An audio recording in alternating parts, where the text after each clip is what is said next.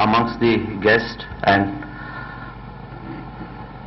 hostages, but we found that most of these killings by the terrorists, this senseless killing by the terrorists, had been done much before the NSG started their operation. When the terrorists hit shore and starting spraying bullets at patrons dining in the Leopold Cafe on the night of 26 November, Chief Minister Vilas Rao Deshmukh was in Kerala. It took nearly 1.5 hours for him and his officials to realize they needed expert help to take on the terrorists. Vilas Rao asked Shivraj Patil for 200 men who were woken up from their sleep in Manesar, where NSG is headquartered. The commandos got ready with their combat gear and equipment within minutes. But then came the speed breaker. Home Minister, who is ex-Home Minister now, he wanted to travel with the whole gang of 200 NSG guards. Never before in the history of India 200 guards had flown together.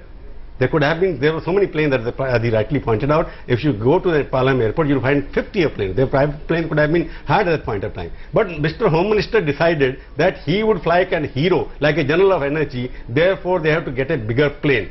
If they want to fly in installment, they could have flown many planes. No plane large enough to transport 200 men and gear was at hand in Delhi. None of the 3 government planes of this size were in Delhi at that time. An aging IL-76 was located in Chandigarh, reaching Delhi at 2 AM on 27th of November. By the time the plane took off, 4.5 hours had flown by. And when it landed in Mumbai at 5:25 AM, dawn was ready to break. Best buses were standing by at the airport to take the NSG men to the different theatres of action. But by the time they were on the ground, briefed and ready to plunge headfirst into action, 9.5 hours had gone by. All this despite the fact that the NSG had asked Home Ministry for the new plane 5 years ago, but they have had to do with a slow, aging dinosaur like IL-76. NSG is 7,000 strong, yet is the only central security force that does not have regional deployment. Mumbai proved to be too far for the crack force to get cracking.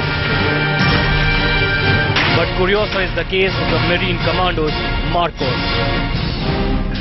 Stationed in Mumbai, it still took them 5.5 hours to see action and save their own city. Red tape got in the way. Sources tell us that when Mumbai police realized that the response to the attack was proving to be wanting, a senior police officer contacted the Navy for help. But mobilizing Marcos needed a written request from Maharashtra's Chief Secretary. By the time this happened, it was 2 AM. Thursday morning, another 4.5 hours had passed since the attacks began.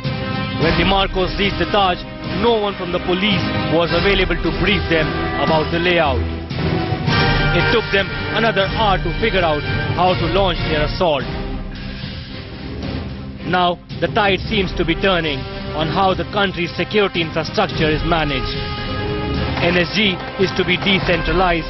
A new federal investigative agency will be raised. But will our government move faster, or will it remain sleeping at the wheel? Resignation is a way to demonstrate political resolve. With Lok Sabha elections closing in, Congress wants to give a clear-cut signal that it will take on terrorism head-on and it will hold functionaries responsible for disasters such as Mumbai. With camera person Rajiv Srivastav, Karthikeya Sharma from Delhi for Headlines Today. Well, politically at least it started holding people accountable. Shivraj Patil resigned yesterday. Today, R.R.